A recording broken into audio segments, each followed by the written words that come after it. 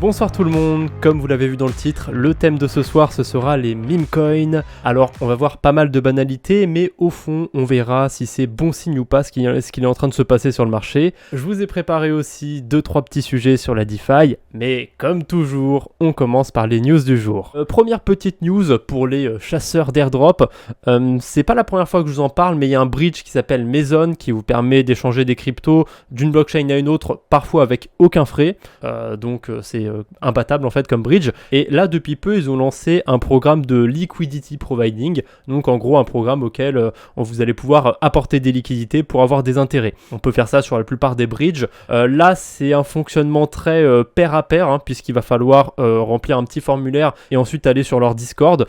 Vous mettez votre adresse, combien vous êtes prêt à déposer.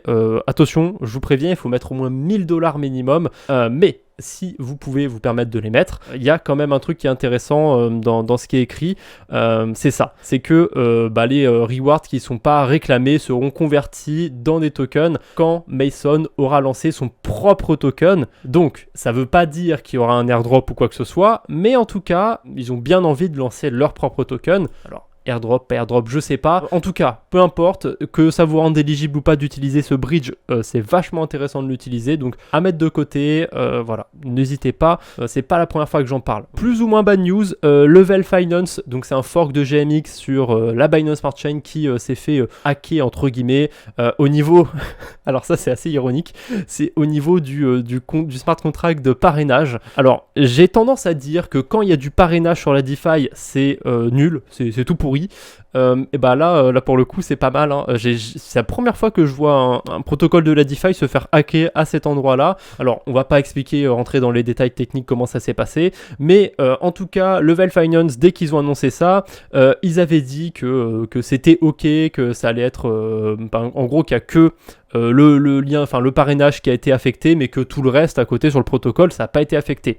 Forcément à la news le token s'est fait défoncer, il est passé de à peu près $9, on va faire un gros arrondi, à $3, même un petit peu en dessous. Bon, c'était un play à jouer, fallait vraiment être là sur le coup, fallait suivre le projet, mais voilà, j'ai vu qu'il y avait des gens sur Twitter qui en ont acheté vers $3-4, tant mieux pour eux s'ils ont vendu maintenant. Ça me rappelle un petit peu Pancake Bunny, quand le token s'était effondré, il a rebondi frénétiquement après, le truc avait fait un x5, un x6, un truc comme ça. Après c'était pas les mêmes conditions de marché, mais quand même, encore une mauvaise news, c'est autour de ZK Sync. J'en avais fait une vidéo sur ma chaîne secondaire, je m'en souviens.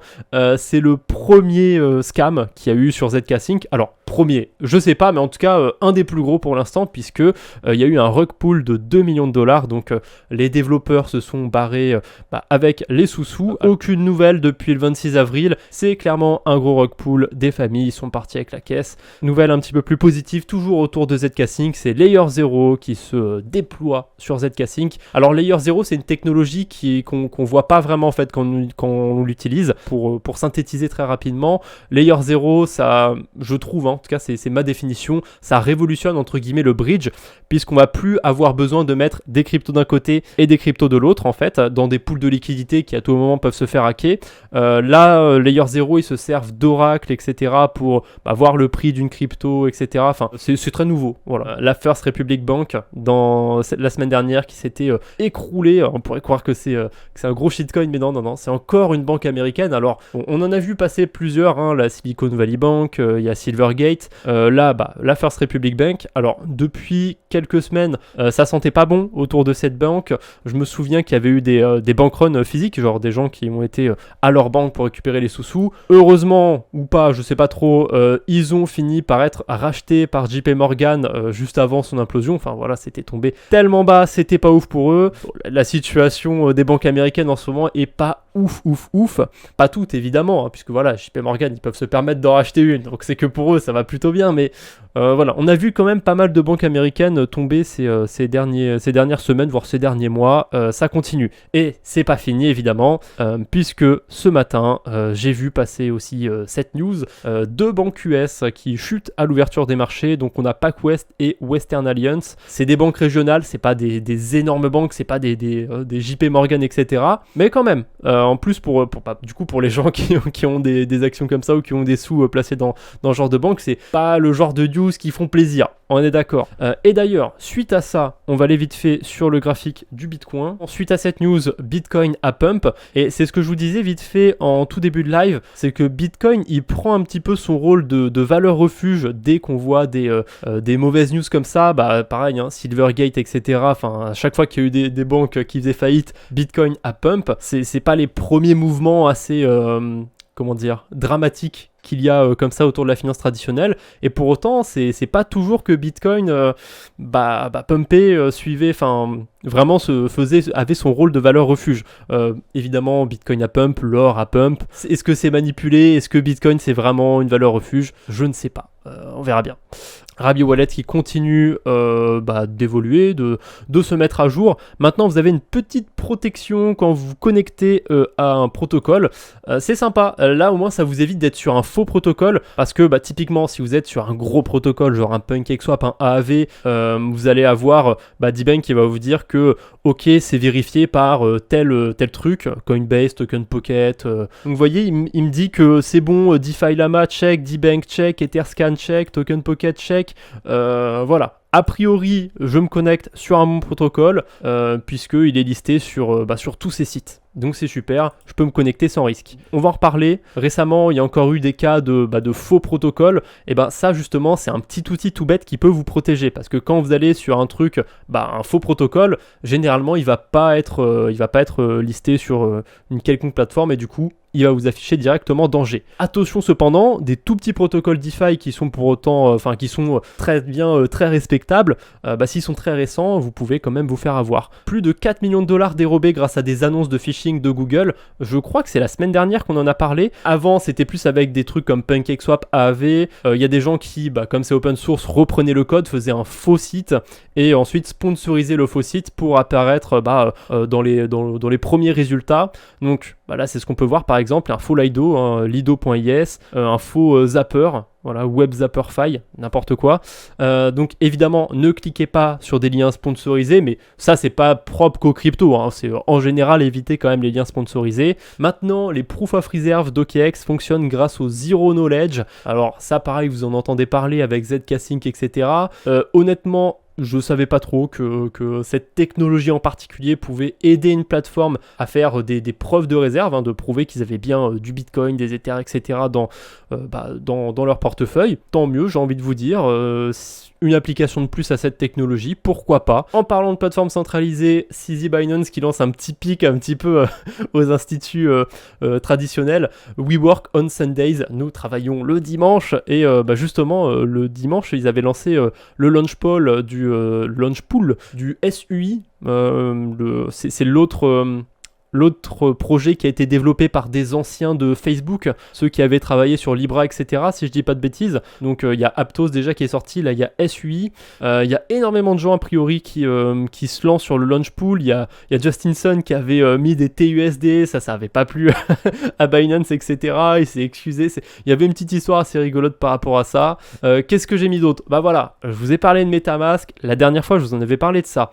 MetaMask, il y a des gens qui parlent d'un potentiel airdrop, etc., faudrait utiliser la fonction de swap dessus. Pour moi, c'est un gros scam. Il y a quasiment 1% de frais quand vous utilisez les MetaMask swap.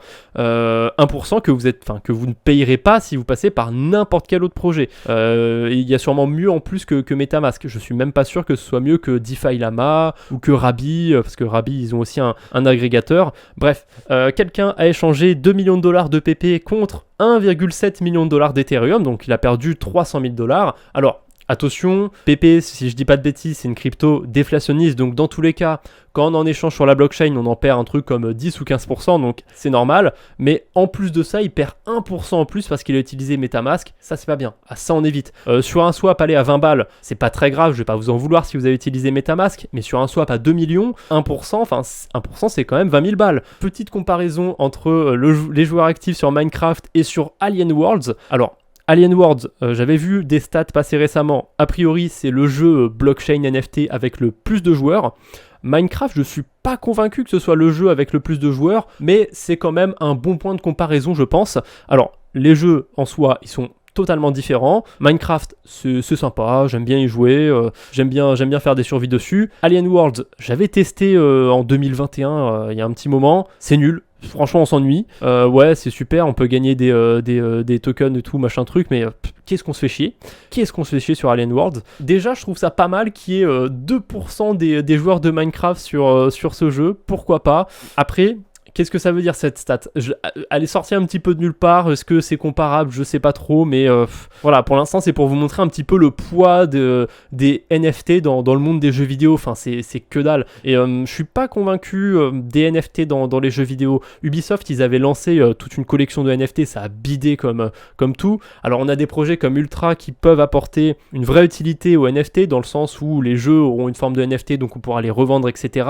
Pourquoi pas? Mais en général, sur les NFT purement cosmétiques, etc., je suis un peu dubitatif. Je sais que les jeux comme Fortnite et tout, ils rapportent un paquet monstrueux d'oseille, alors que ils vendent essentiellement des cosmétiques, mais je sais pas, le fait de les avoir sous forme de NFT et tout, je suis pas convaincu du tout en fait. Vous avez probablement entendu parler des ordinals, donc des NFT sur Bitcoin. Maintenant, a priori, il y a toute cette mode de token de shitcoin sur BTC. Évidemment, suite à tout ça, Bitcoin a enregistré un all-time high, évidemment pas sur son prix, mais sur son nombre de transactions journalières, puisque le 1er mai, fête du travail en France, on a eu 682 281 transactions sur le réseau Bitcoin. C'est beaucoup, mais honnêtement, bon, après c'est Bitcoin évidemment, il faut quand même relativiser, mais voilà, sur d'autres réseaux on a vu beaucoup plus, donc c'est impressionnant pour Bitcoin, mais pour les cryptos en général, pour la DeFi en général, c'est un chiffre ok.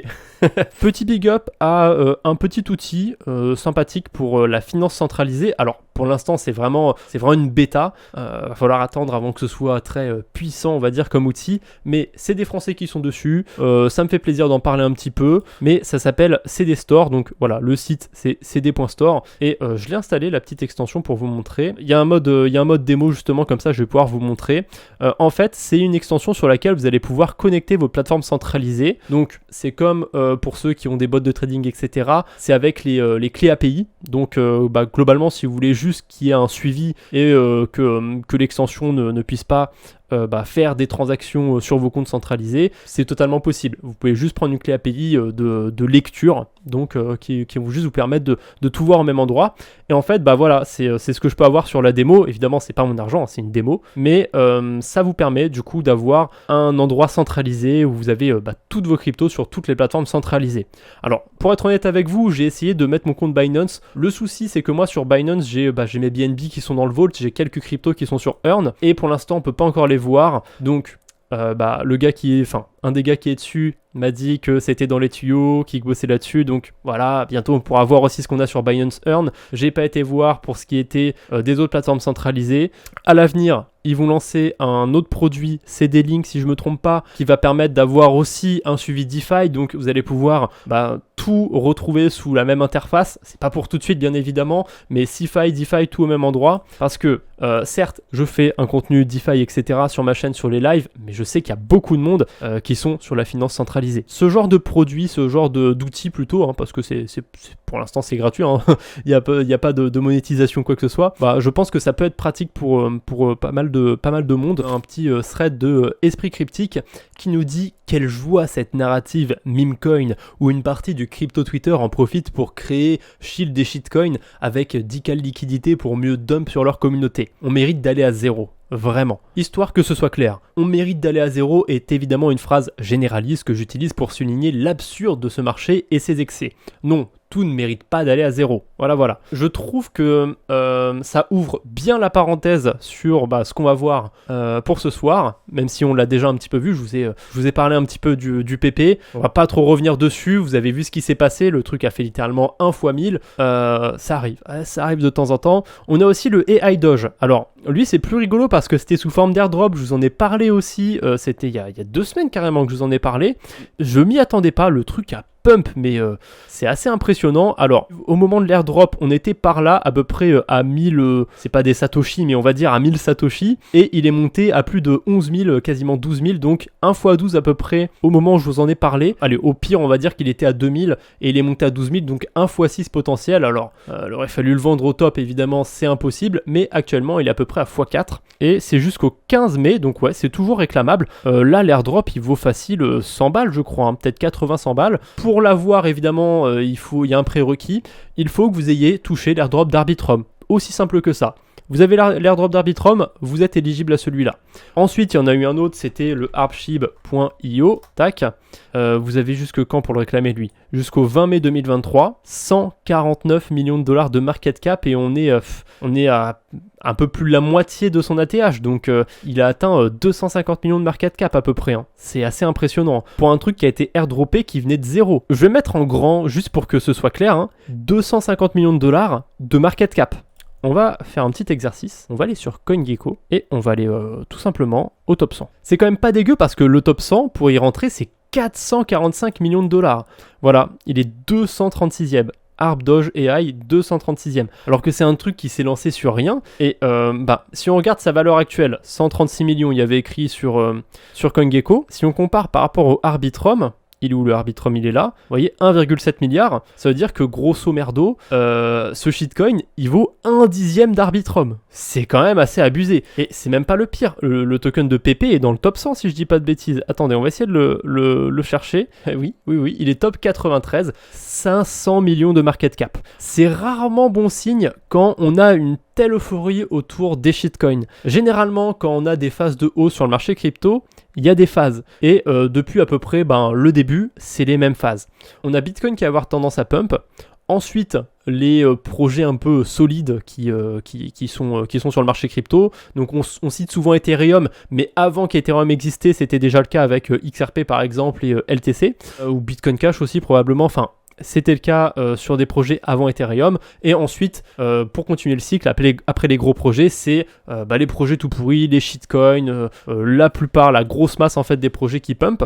Là, c'est un petit peu particulier ce qui se passe sur cette phase d'accumulation, ce bear market. On a eu Bitcoin qui a pump à peu près en même temps que d'autres gros projets comme Ethereum, mais on n'a pas trop eu un gros pump du côté des altcoins. Bitcoin a gardé beaucoup de dominance, voire même il en a gagné sur ce pump, donc c'est assez étonnant. Par contre, dans tout ça, on a des shitcoins comme PP, comme AI Doge qui ont explosé la baraque, qui ont atteint 500, 150 millions, et j'ai l'impression que cette cyclicité entre guillemets, elle s'est un petit peu cassée, parce que généralement vraiment les shitcoins c'est ce qui pump en dernier. Là j'ai l'impression qu'il a manqué un truc en fait. Bon, c'est assez connu, mais au cas où, si vous n'avez jamais été voir le graphique du Bitcoin dans le passé, il avait fait un ATH, un ancien point haut vers 20 000 dollars en décembre 2017. Si on va voir le Dogecoin, son ATH, il n'a pas du tout fait le 17 décembre. Alors le 17 décembre, il était par là, donc vers 0,6 centimes, et il a fait un x3 jusqu'à son ATH qui était le 7 janvier 2018. Ça suit ce que je vous dis depuis tout à l'heure. Bitcoin pump. Et ensuite, il y a les alts, etc., les alts sérieux, et ensuite il y a les shitcoins en fin de course. Alors évidemment, c'est un bull run, c'est long, hein, tout le long, Dogecoin avait pump aussi avec BTC, mais vous voyez vraiment le dernier, le soupçon final du Dogecoin, c'était quand le Bitcoin était déjà rentré en correction en fait. Alors, j'ai un graphique qui est un petit peu spécial, c'est le Bitcoin Diamond contre... non, on est juste sur le Bitcoin Diamond, c'est pas ça que je voulais vous montrer. On va rajouter un petit élément, on va le mettre contre le BTC, tac. Voilà, si vous mettez un slash et que vous mettez un autre ticker, vous pouvez faire un actif contre un autre actif. Si vous ne connaissiez pas ce raccourci sur TradingView. En plein bear market 2019, on a un Bitcoin Diamond qui a fait un gros pump ici. Alors, il faut quand même noter que c'est contre le Bitcoin, c'est pas contre le dollar. Donc ça veut dire que si le Bitcoin à ce moment-là il est en train de pump, lui il a pump encore plus frénétiquement. Donc c'est un petit peu ce que je vous disais, que quand vous regardez un shitcoin, généralement pendant les bear markets il y aura des phases où vraiment il va pump assez frénétiquement contre BTC. Et là, voilà, sur les deux phases, il y a eu un plus 162% par exemple ici. Et ensuite, il a fait un nouveau plus bas contre Bitcoin. Peut-être que c'est qu'un exemple parmi tant d'autres. À mon avis, je me plante peut-être sur Dogecoin, il doit faire des points de plus en plus haut lui. Mais on va regarder quand même. Dogecoin. Donc oui, c'est ce que je disais. A priori, je me suis planté, il fait des points de plus en plus haut parce que le graphique, si on prend beaucoup de recul, on va se mettre en un mois, il a plus tendance à augmenter. Mais on remarque quand même des phases en plein bear market où ça monte très fort et ça descend très fort. Et généralement, c'est bien quand on est monté très fort, mais ensuite, il faut assumer la chute. Voilà, Dogecoin, ici, on était monté super fort. C'était quand ça ? C'était sur le bull run de 2017, plus 1000% par rapport au BTC. Sur la fin de l'année, du coup, il était remonté. Vous voyez d'ailleurs que là, en plein bull run, Dogecoin a sous-performé Bitcoin. Et en fait, c'est au tout début du bull run qu'il a fait une meilleure performance que lui, exactement comme en 2021. C'est assez rigolo d'ailleurs que ça soit passé exactement de la même façon. L'histoire se répète. C'est quand même très cyclique en fait, ce genre de shitcoin. On va prendre Shiba du coup. Contre le BTC encore. Alors là, on a très peu d'historique, mais on a un graphique qui est pas très ragoûtant, vous voyez. Il monte super fort, et ensuite, il se pète la gueule progressivement. PPUSD, ça a l'air d'être parti pour être la même chose, en fait. Voilà, pour l'instant, on a un shitcoin qui performe super fort par rapport au Bitcoin. Là, vous êtes dans la première phase, entre guillemets. Si vous avez vu tous les autres graphiques, en fait, au début, ça monte très vite. Et ensuite, ça redescend très vite juste après. Donc là, peut-être que la hausse n'est pas terminée. Mais statistiquement, s'il y a des paris à prendre, c'est pas trop vers le nord qu'il faut viser. Alors, je sais pas, parce que j'ai pas mis la news de côté. Mais il y a, je sais plus quelle plateforme, BitMEX, je crois, qui ont listé PP dans les perpétuels et on peut le shorter jusqu'à x50. Autant vous dire que les gens vont s'en donner à cœur joie, mais à mon avis à court terme c'est peut-être piégeux. Je suis parti d'un principe très simple sur mon portefeuille. J'ai des actifs qui me font des rendements. Par exemple, j'ai du Matic que je stake, sur lesquels j'emprunte, etc. Je peux faire du rendement grâce à ça. J'ai du CRO sur lequel je fais de l'arbitrage. Pareil, j'ai du rendement grâce à ça. BTC, c'est le seul actif sur lequel je fais pas vraiment de rendement, mais je le garde. Ethereum, pareil, ils sont stakés, ça me fait des rendements. Tout ce genre d'actifs, dans l'idéal, j'aimerais bien être juste en bénéfice, entre guillemets. Par exemple, vous avez investi 1000 balles dessus, ça vaut 2000. Vous en revendez 1000 $. Comme ça, vous avez que les bénéfices. Dans l'idéal, sur ces actifs, j'aimerais bien être qu'en bénéfice. Or, si je fais ça sur certains actifs, je dois en vendre 90%. J'ai pas spécialement envie de me séparer d'une grosse partie de mon bag. Donc, j'ai pris une décision. Je me suis pas mal diversifié là sur ce début d'année et je me suis dit tous les actifs qui me font pas du rendement, si je peux me mettre en bénéfice, je me mets en bénéfice. Les actifs qui font du rendement, j'en vends une petite partie. Et vraiment une petite partie, ça va dépendre de si je suis plus ou moins en bénéfice. Mais voilà, c'est une décision que j'ai prise. Évidemment, les projets sur lesquels j'ai pas de bénéfice pour l'instant, j'ai un petit peu de mal à vendre. Mais j'hésite vraiment à rebalancer un petit peu mon portefeuille. Ça, c'était un petit résumé par rapport à PP. C'est passé de 0 $ à 500 millions de market cap en 18 jours, c'est très court, c'est beaucoup plus rapide que Shiba. C'est maintenant, on l'avait vu, 93e plus grosse crypto du marché, il y a 63 000 personnes qui en hold, bon ça pour le coup je trouve que c'est un petit peu osef comme stat. 251 millions de $ de trading volume dans les 24 dernières heures. Tiens, c'est intéressant, ça en est où là ? Ça en est où ? 303 millions, il y en a encore plus là sur les dernières heures. On a le Wojak aussi, il y avait PP, il y a Wojak, qu'est-ce qui reste d'autre comme même un petit peu classique ? Il n'y a pas encore le Rizitas, il n'y a pas encore Rizitas. Ce serait trop marrant qu'on ait le Issou, parce qu'il n'arrête pas de dire Issou, enfin il dit Jesus, mais le Issou genre E-S-O-U. Bon, ça marcherait qu'en français, mais c'est très rigolo. Les jetons BRC20, j'ai pas trop suivi. Mais du coup, BRC20, ça voudrait dire que c'est une blockchain EVM compatible, donc qu'on peut avoir sur MetaMask, et qui est liée à Bitcoin. Mais j'ai pas compris si c'est directement sur Bitcoin ou si c'est une blockchain qui est par-dessus comme Blockstacks. Unisat, c'est ça. Merci du coup. Et là, on peut voir les shitcoins. Donc, les trucs les plus holdés, les plus échangés, qu'est-ce qu'on a ? On a SHIB, on a Moon, on a Noot. On a Mime, on a Sats, on a PP, bref, Ordi, Love. À mon avis, c'est comme les ordinals sur Bitcoin. C'est pas aussi facile que ça pour les échanger. Attends, il y a toute une marketplace, c'est assez intéressant honnêtement. C'est assez intéressant. Le PP par exemple, 2000 sats per PP. Là je peux acheter genre 5000 PP pour 4250 Satoshi. Ça fait cher le PP. Hein. Ça se vend en lot les tokens sur Discord mais pas en unité. Ok, c'est rigolo. Tout ce qui est NFT sur Bitcoin, DeFi sur Bitcoin, ça m'a pas hypé depuis que ça existe. C'est cool, hein, ça existe, tant mieux pour ceux qui s'y intéressent, mais c'est pas mon délire. Il y a une blockchain qui a un bridge, qui utilise Layer 0, et cette blockchain, elle vient de s'être tout simplement listée, s'est faite lister sur le wallet Rabi. Donc vous pouvez l'utiliser avec Rabi, mais sinon avec MetaMask, ça fonctionne très bien, puisque c'est une blockchain qui est EVM compatible, il s'agit de Core, et vous pouvez bridger des cryptos depuis la BNB Chain ou Ethereum vers Core. Donc il y a des USDT, des USDC, de l'Ether aussi. Par contre, il n'y a pas du jeton Core, c'est un peu con ça, parce que c'est avec ça qu'on paye les transactions, je crois. Mais du coup, je vous parlais de Layer 0 en début de live, bah voilà, vous voyez en bas, Powered by Layer 0, et ça marche plutôt bien, parce que si vous voulez envoyer 1000 USDC, vous recevez 1000 USDC. Vous avez juste 3 centimes de frais. C'est pas excessif. C'est pas excessif, 3 centimes de frais pour 1000 $. 10 000, 100 000, 1 million. Voilà, c'est la beauté, c'est la magie de Layer 0. Ça peut permettre des bridges avec 0 frais. Voilà. Alors Mason Finance, dont je vous ai parlé aussi plus tôt, il y a des 0 frais, mais ça n'utilise pas du tout Layer 0. Pour l'instant, il n'y a pas grand chose à faire sur cet écosystème. On n'a pas de plateforme de lending. Bon alors, d'après ce que j'ai compris, c'est pas halal, c'est pas une blague. Dans la religion musulmane, on n'a pas le droit de prêter de l'argent, si j'ai bien compris, et c'est pour ça qu'il y a une catégorie halal. Elle est où? J'ai oublié. C'est dans Yield, je crois. Voilà, on a une catégorie halal et ça prend pas en compte tout ce qui est plateforme de prêt d'emprunt. Mais ça, je voulais en parler justement la dernière fois. Ok, on peut pas faire des intérêts sur AAV, mais dans ce cas-là, pourquoi on peut avoir des intérêts sur leur token? J'ai pas bien compris la DeFi Lama, il y a un truc à voir là. Pareil pour Compound, pour plein d'autres projets. Du coup, halal ou pas halal, moi j'aime bien avoir des protocoles de prêt d'emprunt sur une blockchain. Il y en a pas pour l'instant sur Core, ça manque un petit peu, mais on a des DEX, on a des choses à faire. C'est pas le prêt, c'est l'intérêt. Ah oui, non, c'est avoir des intérêts quand tu prêtes une crypto, enfin ou quelque chose. C'est le fait d'avoir des intérêts sur un prêt. Autant pour moi.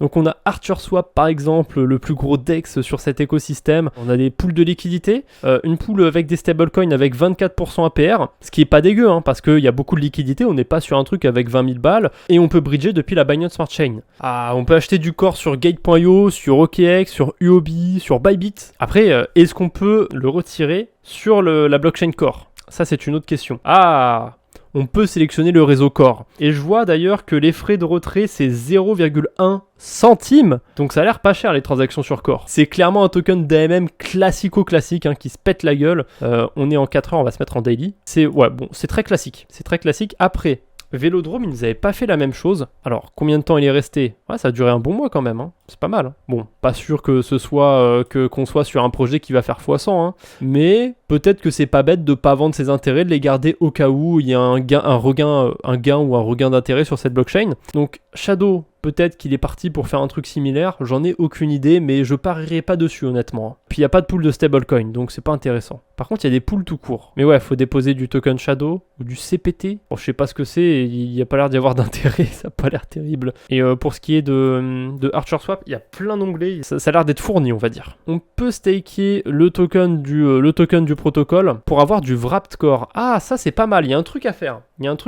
C'est-à-dire, si jamais vous venez mettre des stablecoins sur ArcherSwap, le premier jour, on va dire les intérêts, vous les récoltez et vous allez les foutre en staking, en fait, ici. Voilà, vous convertissez vos BO en XBO et vous allez miner du W-Core. Comme ça, vos frais de transaction, en fait, ils vont être gratos. Vos récompenses, elles vont vous générer du Core, le token avec lequel vous pouvez payer les frais de transaction.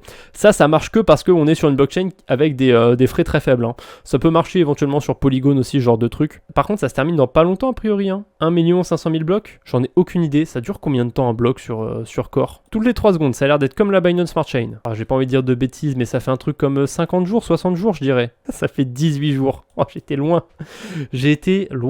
C'est pas grave. 18 jours du coup. Bref, c'est tout ce que j'avais à vous dire pour ce soir. À mardi prochain, n'hésitez pas à me suivre sur ma chaîne YouTube si vous ne me suivez pas encore, AZK Crypto. Salut tout le monde et à mardi prochain.